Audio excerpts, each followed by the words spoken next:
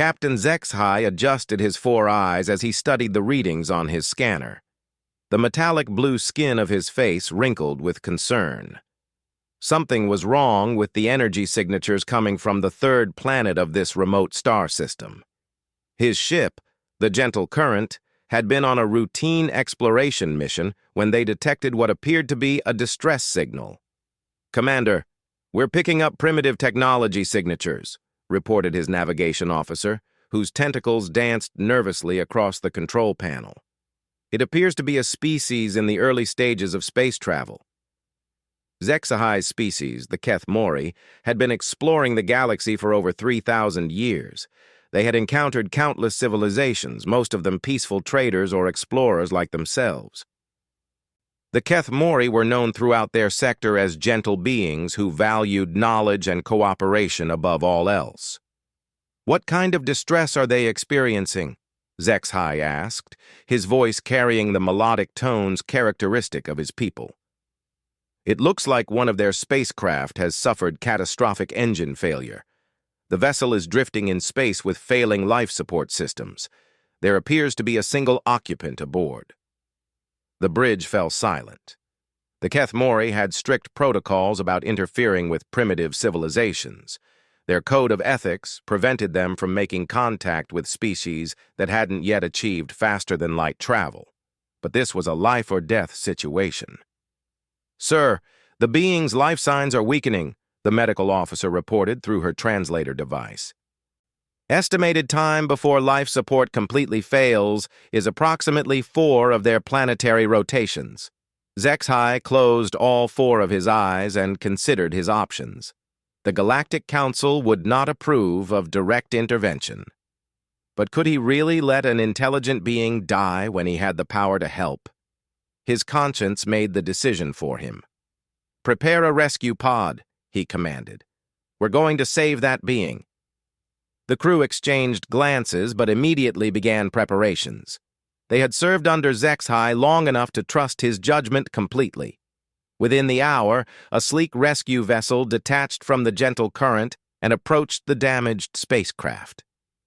Through the viewing ports, they could see the primitive vessel more clearly. It was constructed from refined metals and appeared to be some kind of exploration craft. Inside, a single figure could be seen moving weakly near what appeared to be a control panel. "The being appears to be bipedal," observed the rescue team leader. "2 arms, 2 legs, single head. Oxygen breathing. The ship's atmosphere is compatible with our environment suits." "Proceed with the rescue," HFY ordered from the bridge, "but be extremely careful. We don't want to frighten the being or cause additional trauma." The rescue was delicate work. The Keth Mori used their advanced technology to carefully extract the dying being from the damaged ship just minutes before its life support systems failed completely. The creature was unconscious by the time they brought it aboard the Gentle Current. In the medical bay, Dr. Yeltha worked tirelessly to stabilize their unexpected patient. The being was unlike any species in their extensive databases. It had pale skin covered in a strange material that appeared to be artificial protection, short hair on its head, and a face with 2 forward-facing eyes. "Fascinating bone structure," Dr. Yeltha murmured as she ran her scanners over the unconscious form. "Dense muscle tissue, redundant organs, and what appears to be a remarkably adaptable immune system. This species seems built for survival." When the being finally regained consciousness 3 days later, the first thing it saw was HFY's concerned face hovering above the medical bed. Rather than scream or show fear, the creature looked around with obvious curiosity and intelligence. Where am I?" it asked in sounds that their universal translators immediately began processing. "You are safe," HFY replied gently, his translator converting his melodic speech into the being's language. "You were dying in space. We rescued you." The creature's eyes widened, and it attempted to sit up. Dr. Yeltha gently pressed it back down onto the medical bed. "Easy, friend. You suffered significant trauma. Your body needs time to recover. You You saved me? The being asked, its voice filled with wonder. But why? You don't even know what I am. Zexhai felt warmth in his chest chambers. Even after such an ordeal, this creature's first concern wasn't for itself but for understanding their motivations. All intelligent life has value, Zexhai explained. We could not let you die when we had the power to help. Over the following days, they learned that the being called itself Marcus Chen, and it belonged to a species known as humans from a planet called Earth. Marcus had been on a solo research mission to study their star system's outer planets when his ship's experimental engine had malfunctioned, stranding him in space. Marcus proved to be a remarkable guest. Despite being from a primitive civilization, his mind was sharp and his curiosity boundless. He asked endless questions about Kethmori technology, culture, and philosophy, but he also shared stories of his own people, describing humans as a young but ambitious species taking their first tentative steps into space. "We're not advanced like you," Marcus admitted during one of their long conversations in the ship's observation deck. "We've barely figured out how to leave our own planet, but we're determined to explore, to learn, to grow."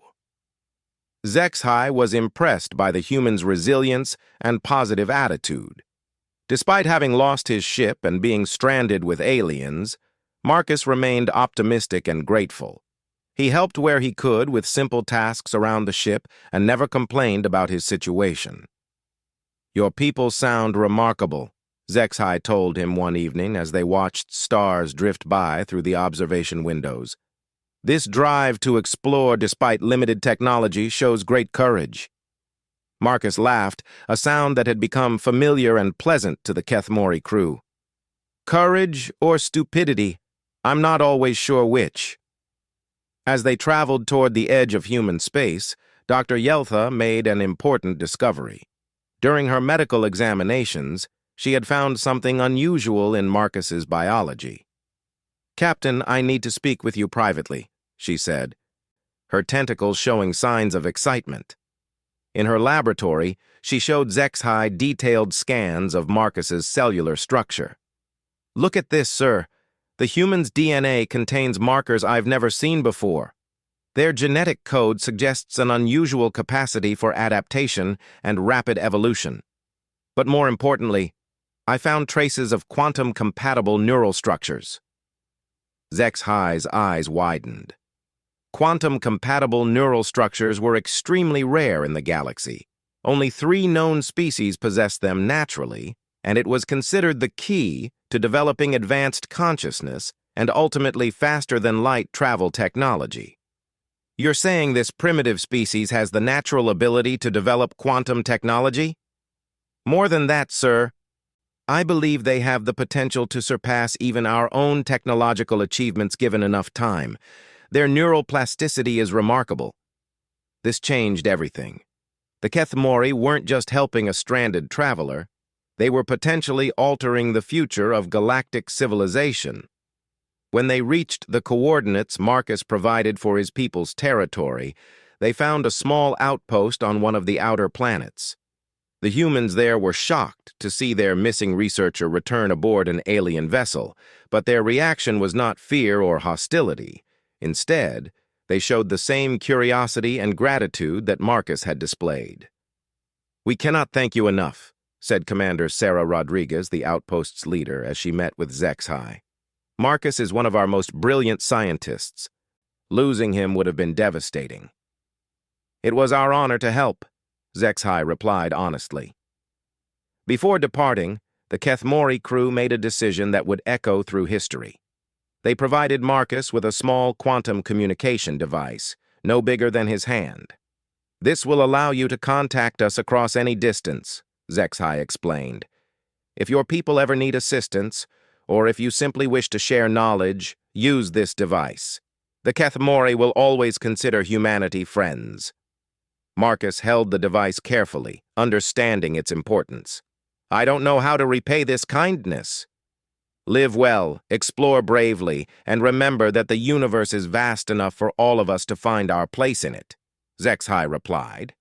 As the gentle current departed Earth's space, none of them could have predicted the profound impact their simple act of kindness would have on the future. They had saved one human life and made contact with a primitive species. In their minds, it was just another entry in their mission logs. Marcus Chen returned to Earth as a hero, but more importantly, as a bridge between humanity and the larger galaxy. He spent years studying the quantum communication device, reverse engineering what he could while respecting the advanced technology he couldn't yet understand. His reports to Earth's leadership described the Keth Mori as peaceful, advanced, and genuinely kind beings. This first contact experience shaped humanity's entire approach to galactic relations. Instead of developing weapons or defenses, they focused on exploration, knowledge, and building the same reputation for helpfulness that the Keth Mori had shown them. The quantum communicator became humanity's most closely guarded secret and their inspiration. Scientists worked for decades to understand its principles, leading to breakthrough after breakthrough in physics and engineering. But perhaps the most important thing Marcus brought back was a philosophy. He taught his people that the galaxy was filled with civilizations capable of great kindness, and the 47 years had passed since the gentle current had rescued Marcus Chen from his dying spacecraft.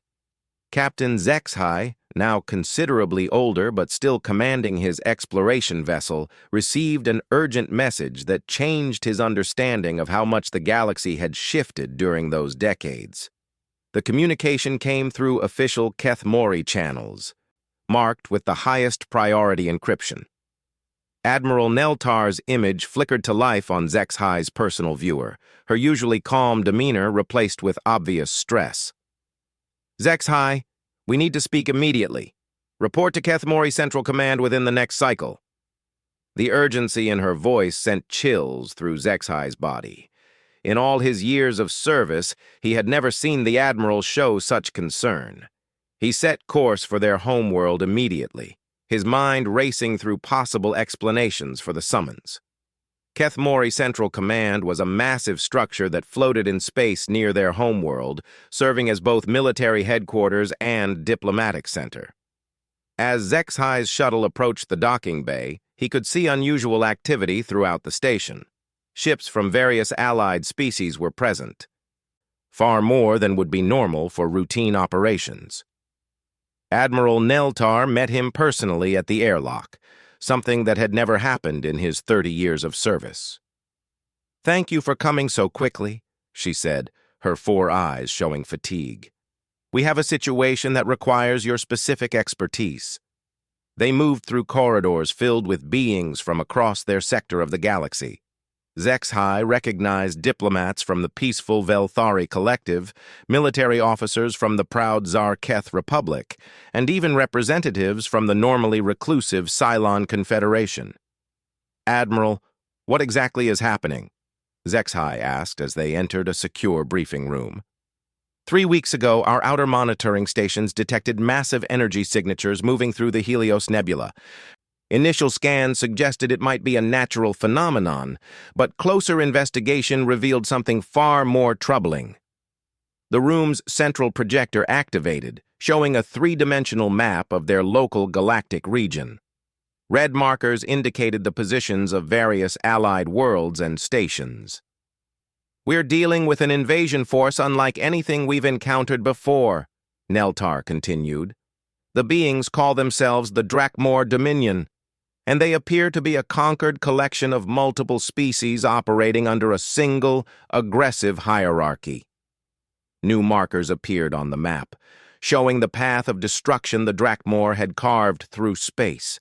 Entire star systems had gone dark, their civilizations either destroyed or absorbed into the Dominion's forces. Their technology is significantly advanced, possibly centuries beyond our own. They've already overwhelmed 4 separate civilizations in the past month alone. The Velthari trade routes have been completely severed, and we've lost contact with 7 of our own research outposts.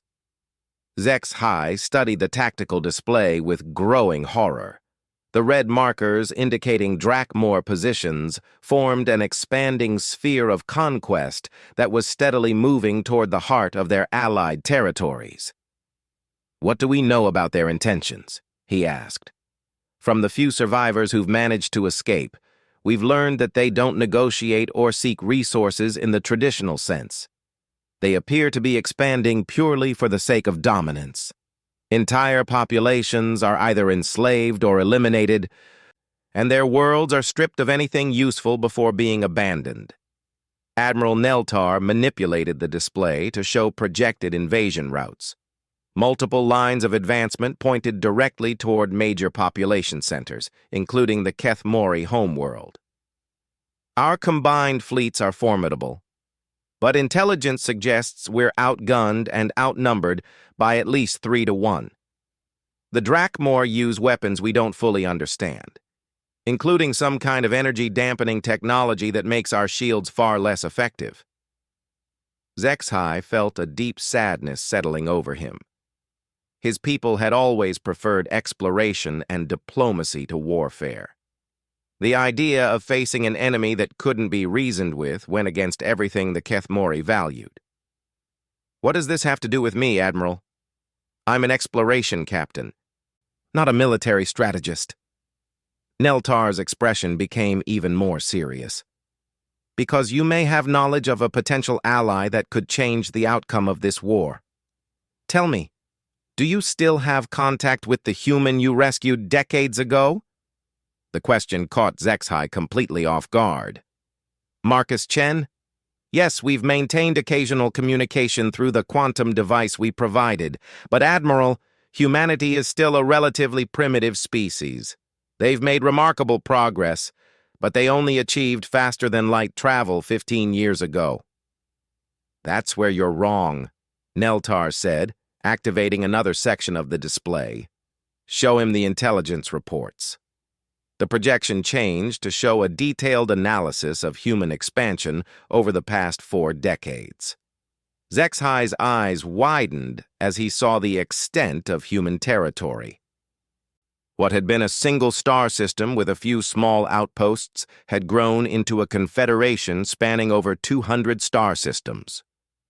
"This is impossible," Zexhai whispered. "No species develops this rapidly." "The intelligence gets more interesting," Neltar continued. "Human technology appears to have advanced exponentially, particularly in the areas of quantum mechanics and adaptive engineering.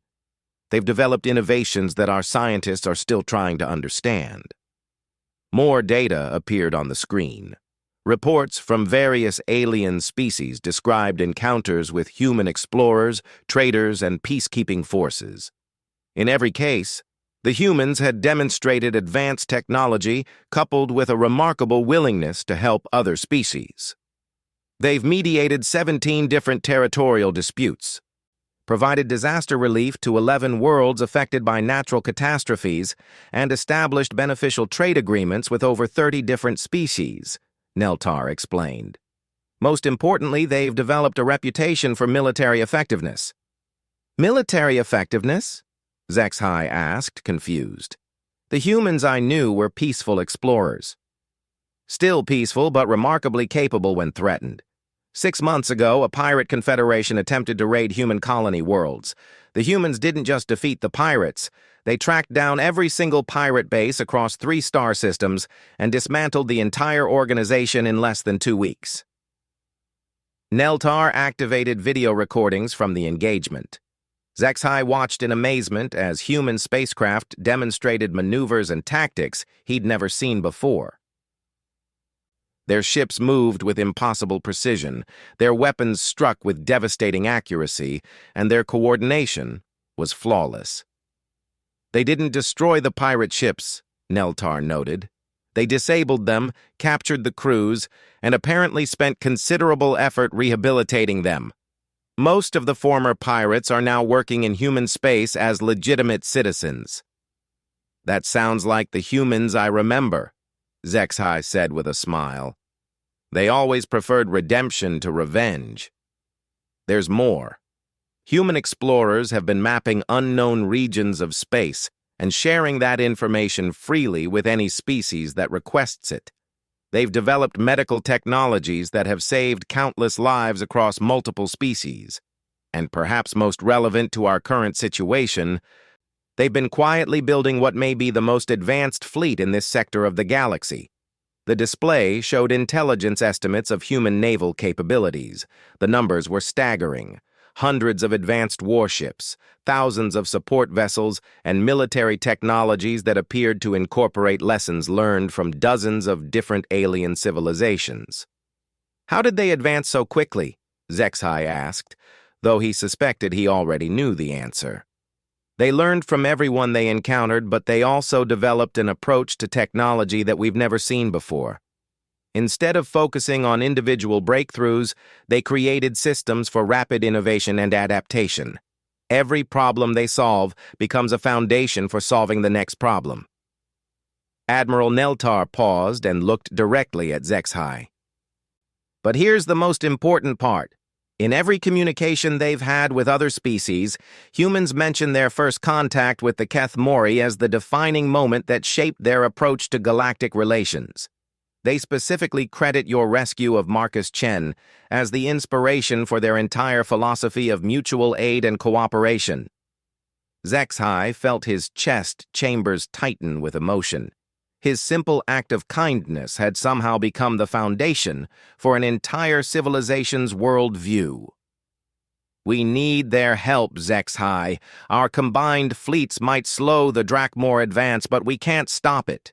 Intelligence suggests that human technology and tactics might be our only hope of preventing the complete conquest of our region of space.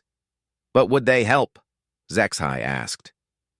The Drakmor haven't threatened human space directly. That's why we need you to make the request. You saved one of their people and gave them their first positive contact with galactic civilization. If anyone can convince them to join this fight, it's you. Admiral Neltar handed Zexhai a secured communication device. This contains all of our intelligence on the Drakmor threat, including tactical assessments and casualty projections if they're not stopped. We're asking you to contact your human friend and request a meeting with their leadership. Zexhai held the device carefully, remembering another device he had given to a grateful human decades earlier. What if they refuse? They have no obligation to risk their people for us. Then we'll face the Drakmor with what we have and hope it's enough. But Zexhai, based on everything we know about human character, I don't think they'll refuse. The question is whether they'll be willing to commit the resources necessary to make a difference. That evening, alone in his quarters aboard the Gentle Current, Zexhai activated the quantum communicator he had kept for over 4 decades. The device still functioned perfectly, establishing an instantaneous connection across the vast distances of space.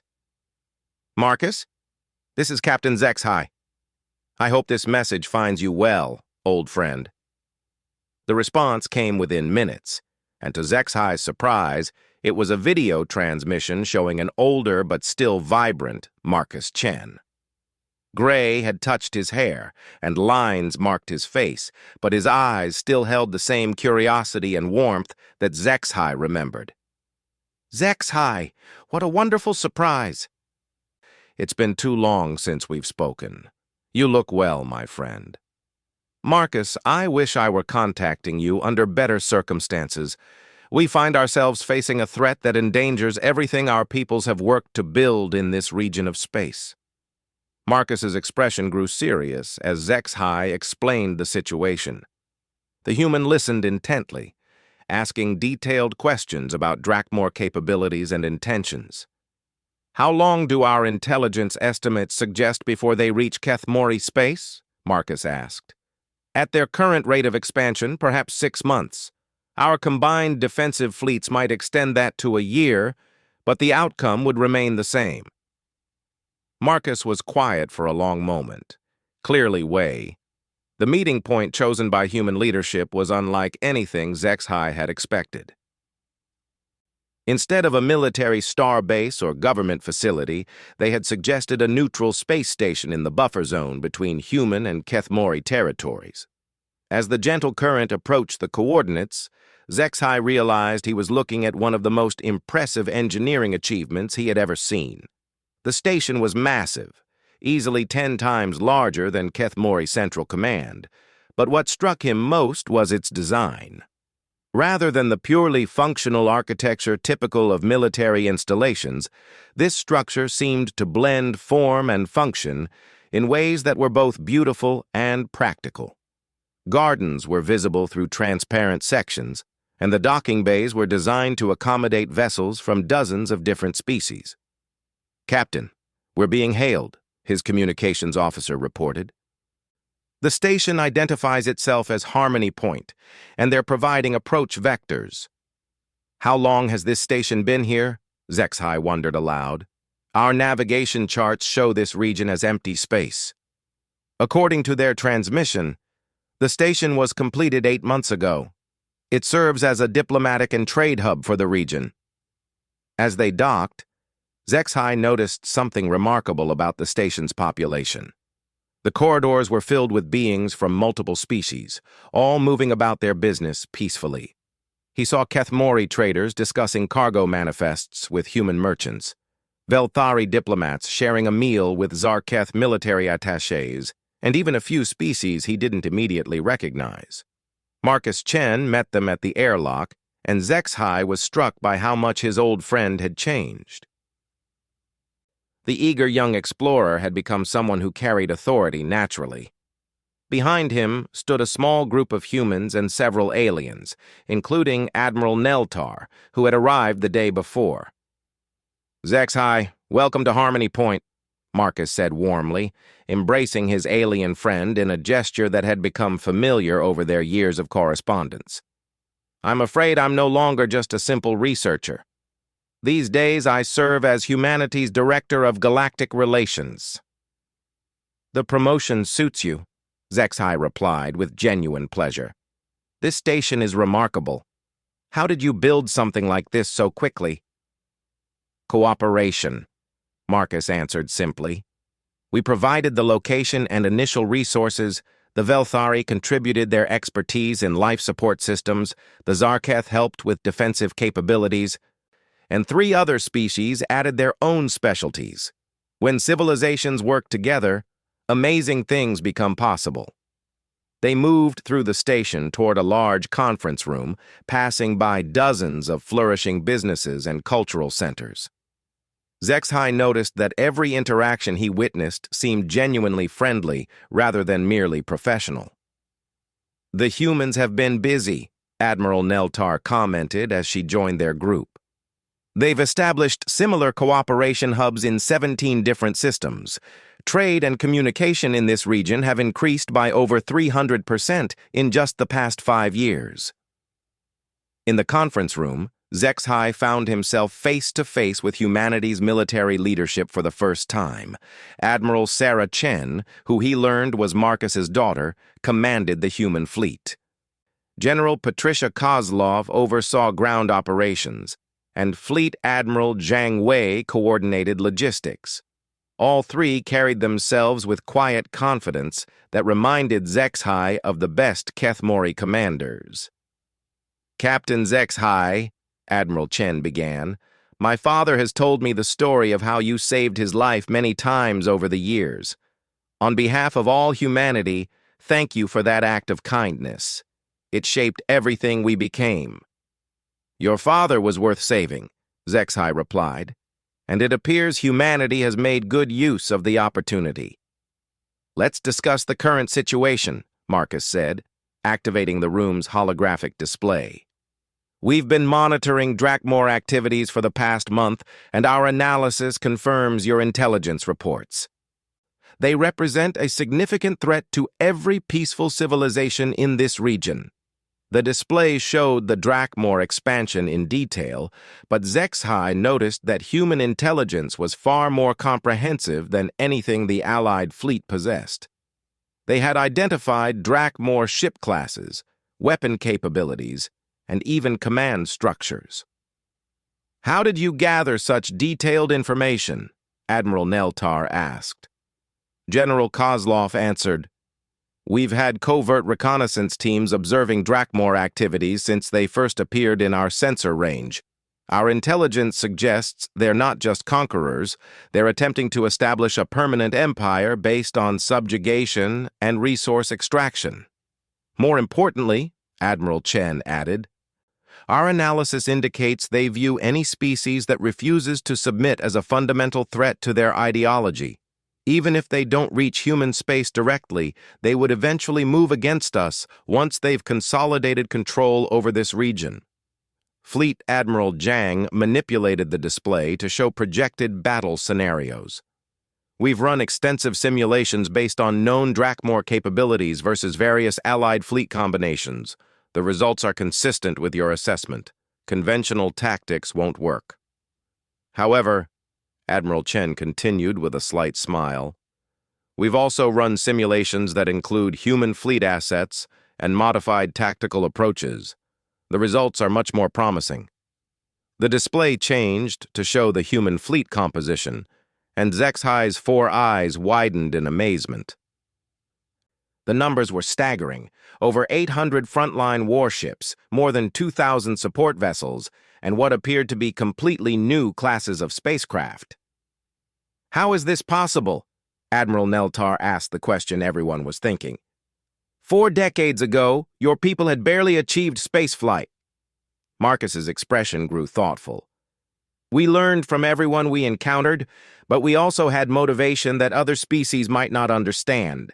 When you saved me, Captain Zexhai, you showed us that the galaxy contained friends worth protecting. Every advancement we made, every innovation we developed, was driven by the knowledge that someday we might need to stand alongside those friends. But the scale of this fleet, Zexhai began, is the result of an entire civilization deciding that peace was worth defending, Admiral Chen finished. For 40 years, humanity has been preparing for the day when our friends might need our help. Today is that day. General Kozlov activated another section of the display. Our ships incorporate technologies learned from every species we've encountered, but adapted using human engineering principles. We've developed weapons systems that should be effective against Drakmor shields, and our ship designs prioritize survival and adaptability. More importantly, Fleet Admiral Zhang added, we've developed tactics based on human military history combined with lessons learned from galactic conflicts. The Drakmor appear to rely on overwhelming force and technological superiority, but they've never faced an enemy that refuses to fight conventionally. The display showed complex tactical formations that seemed to incorporate elements from multiple military traditions. Human ships would work in conjunction with allied fleets, providing capabilities that complemented rather than replaced existing strengths. We're not suggesting humanity should lead this effort, Marcus clarified.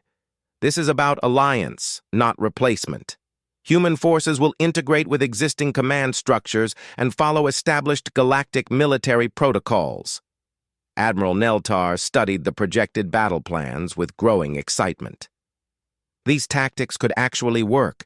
The Drakmor have never encountered resistance that combined this many different approaches. There's one more factor, Admiral Chen said quietly. Our intelligence indicates the Drakmor have been successful primarily because they fight civilizations one at a time. They've never faced a truly unified resistance. If we can coordinate every allied fleet in a single coordinated response, they might be unprepared for that level of cooperation. Zexhai felt a warmth spreading through his chest chambers as he realized what humanity was proposing. Not just military assistance, but the kind of galaxy-wide cooperation that the Kethmori had dreamed of for centuries. What would you need from us? Admiral Neltar asked. Coordination, Marcus replied immediately.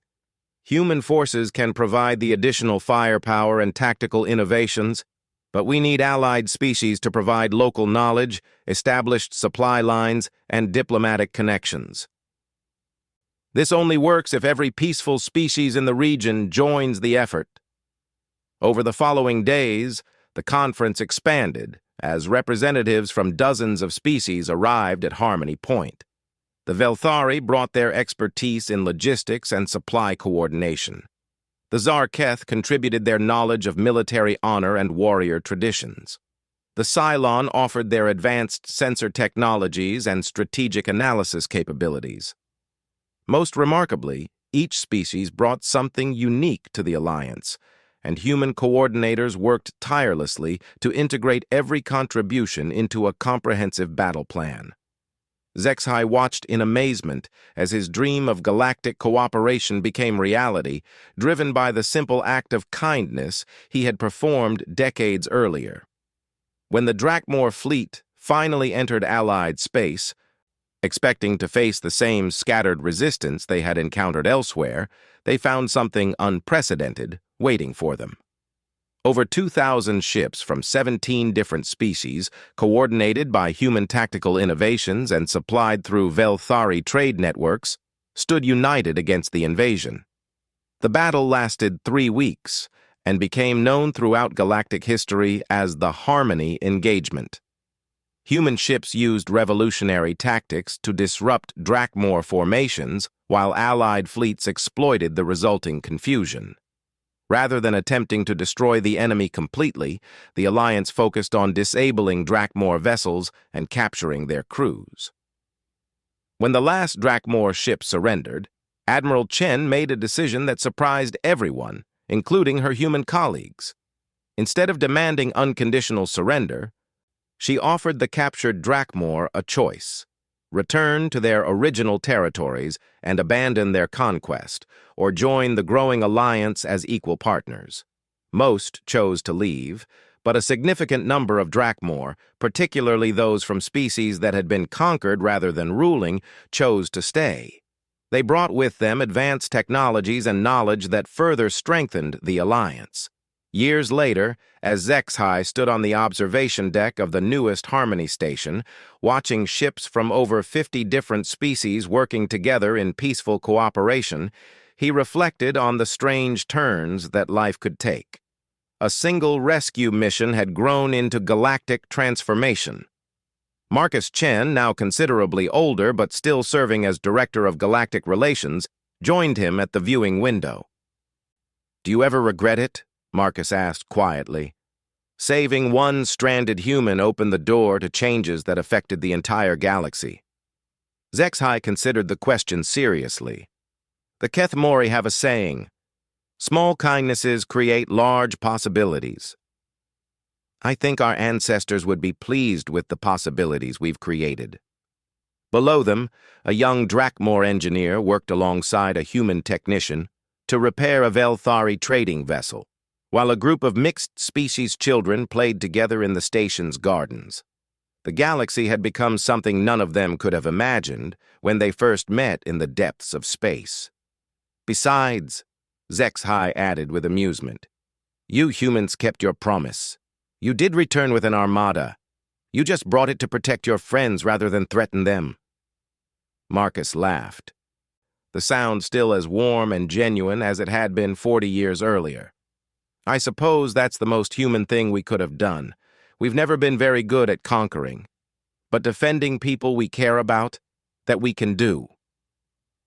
As alien ships continued their peaceful dance among the stars, both friends understood that they had witnessed something rare and precious: the transformation of fear into trust, isolation into community, and conflict into lasting peace. The galaxy was vast enough for everyone, and kindness, it seemed, was indeed the most powerful force in the universe. Gee, the implications. Zexhai, you saved my life and introduced humanity to the larger galaxy. You showed us that intelligence and kindness exist among the stars. We've built our entire approach to galactic relations on the foundation you provided. I appreciate those words, Marcus, but I understand if humanity cannot risk involvement in a conflict that doesn't directly threaten your people. Marcus smiled and for a moment looked exactly like the young explorer Zexhai had rescued so long ago. "My friend, you still don't understand humans very well, do you? If our friends are threatened, then we are threatened. If peaceful civilizations are in danger, then peace itself is in danger. You're willing to help? I'll need to speak with our leadership. But Zexhai, I can tell you right now that humanity will not stand by while the Drakmor destroy everything good in this part of the galaxy. We've learned too much about the value of friendship and cooperation to abandon our allies now. Marcus paused, then grinned with an expression that reminded Zexhai why he had liked this human from their first meeting. Besides, it sounds like these Drakmor bullies need to learn that the galaxy has more defenders than they might expect. When can you meet with our fleet commanders? Humanity should strive to be worthy of such friendship. Years passed, and the Kethemori received occasional messages through the quantum communicator. Updates on human progress, scientific discoveries, and cultural developments. They watched with growing amazement as humanity developed faster-than-light travel in record time, established colonies across multiple star systems, and began making contact with other species. Every message ended the same way. Thank you for showing us that we are not alone, and that kindness exists among the stars. The Kethemori had no idea that their simple rescue mission had set in motion events that would change the entire galaxy. Humanity was growing, learning, and spreading across the stars with a message of cooperation and mutual aid that they had learned from their first alien encounter. But the galaxy was vast and not always kind. Dark forces were stirring in the outer systems, and eventually even the peaceful Kethemori would face threats they could not handle alone. When that time came, they would discover just how much humanity valued the friendship that had begun with a single act of compassion in the depths of space. The seeds of an alliance had been planted, and they would grow into something far greater than anyone could have imagined.